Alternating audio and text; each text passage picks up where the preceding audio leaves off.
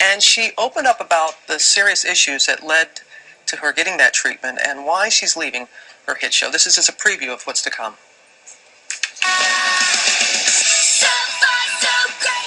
For Disney star Demi Lovato, star of Sunny with a Chance, the show must go on, but this time without her. She just announced that she's leaving her hit tween comedy to focus on her music career. It's something she shared with me when we sat down for her first TV interview since treatment. What's going to be different now? Well, for starters, I'm about to start working on my third album, and I get to express myself through music, which is what I love doing the most. And that's kind of what I'm doing. I'm taking life day by day. She's moving on after completing a 3-month stay in a treatment facility where she went to address her eating issues and very private battle with cutting. For Demi, all of this began with childhood bullying. I know that you have talked very openly about how you were treated in school. Mm-hmm. I literally didn't know why they were being so mean to me. And when I would ask them why, they would just say, well, you're fat. I was bullied because I was fat. And then a few months later, I developed an eating disorder, and that's kind of been what I've been dealing with ever since. I was compulsively overeating when I was 8 years old, so I guess for the past 10 years, I've had a really unhealthy relationship with food. After years of battling these addictions, a turning point came last fall during Demi's concert tour. She admits to physically striking one of her backup dancers, Alex Welch, known as Shorty. I take 100% full responsibility. I feel horrible. Shorty was my friend. Demi's family and management team held an intervention. They sat me down and said, you can't live like this. And the only way that you're going to get the help that you need is to go inpatient to a treatment center. And that's exactly what I did. Demi will keep her record contract with Disney's Hollywood Records. In a statement, our parent company, Disney, supported her decision, saying, she is a talented young woman, and our hearts are with her as she continues to take action to improve her health and bounce back from adversity. Boy, Robin, she's only 18, yet she's dealing with this with such maturity and candor. I am hard-pressed to remember a time when I've sat down with somebody who was more open. Again, this is just a snippet of what we will discuss, and you'll hear more of that tomorrow, but fully open, taking responsibility, not trying to sell an album, not trying to sell a TV show, really feels that what she has dealt with and what she continues to deal with will help people. And she's really faced her problems. Yes, she is, and she's gotten the love and support. So we'll have much more of that with Demi Lovato tomorrow here on GMA, and then the full interview will be Friday on 2020. The days in treatment that Demi Lovato calls some of her darkest ones. The teen singer sat down with me for her first TV interview since heading to treatment and starting over. She also had some shocking things to say about the pressure she was under, like many other former child stars, the toll it took on her, and what got Demi through it all.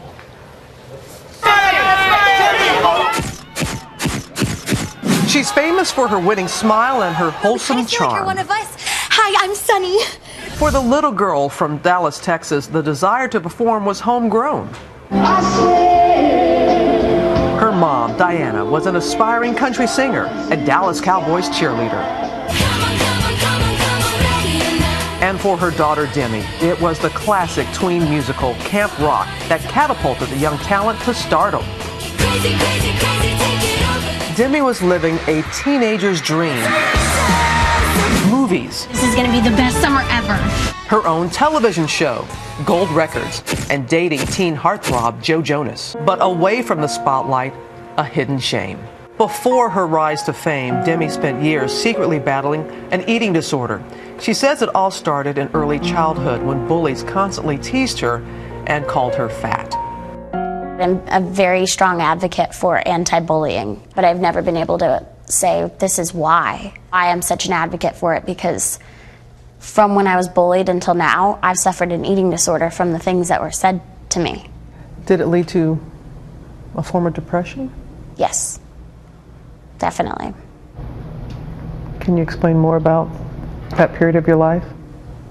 The period of my life that I went through was really dark, and I became very depressed, and my only way of really coping with it was through my eating disorder. So I just stopped eating, and that was my way of coping with it. Her depression would eventually lead to urges to cut herself. I've suffered from cross addictions over the past few years. I was trying to control my eating disorder, trying to get help for it. And when I was taking care of those things, the urges to do that came up. Yeah. So for me, it was okay to do that because I wasn't throwing up anymore. Last fall, Demi checked into a residential treatment center, Timberline Knolls. What was the darkest point for you? I can't really pinpoint a darkest point for me because over the past few years I've had so many. I guess my darkest period was going into treatment for that first 48 hours and not having any communication with the outside world, even letting some people know that I was in there. I couldn't talk to anyone, and I was just kind of shocked to be in such a different environment. It was there she learned a shocking new diagnosis. Demi was bipolar. I had no idea that I was even bipolar until I went into treatment. I was actually manic a lot of the times that I would take on workloads, and I would say, yes, I can do this, I can do this, I can do this. I was conquering the world, but then I would come crashing down, and I would be more depressed than ever.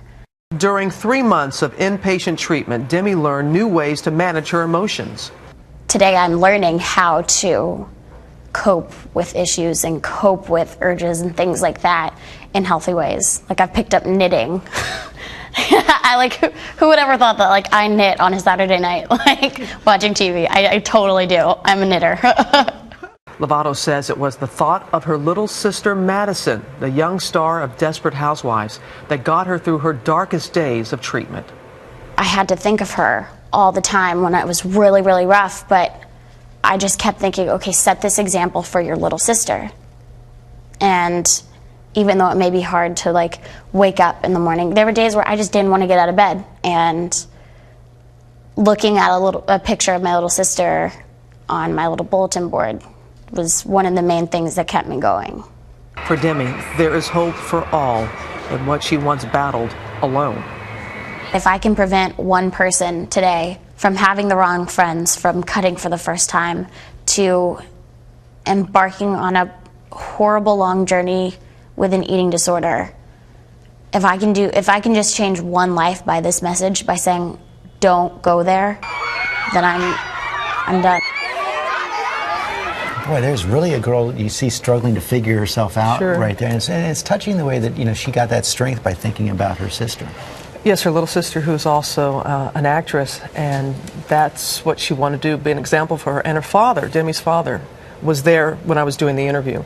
And when Demi said that about thinking about her little sister, her father got very emotional in hearing about that. And this revelation about finding out she had this diagnosis of bipolar, that actually, you did this interview before all the Catherine Zeta-Jones stuff was in the news. Thanks for bringing that up. It was a couple of weeks ago that I sat down with Demi, and then when Catherine Zeta-Jones just recently revealed that she was bipolar, Demi sent her a tweet, and people were wondering, of support. People were like, why is she? Now people know. But this interview was before that diagnosis. And tomorrow night on 2020, we go into further detail on that, and when she started cutting at the age of 11.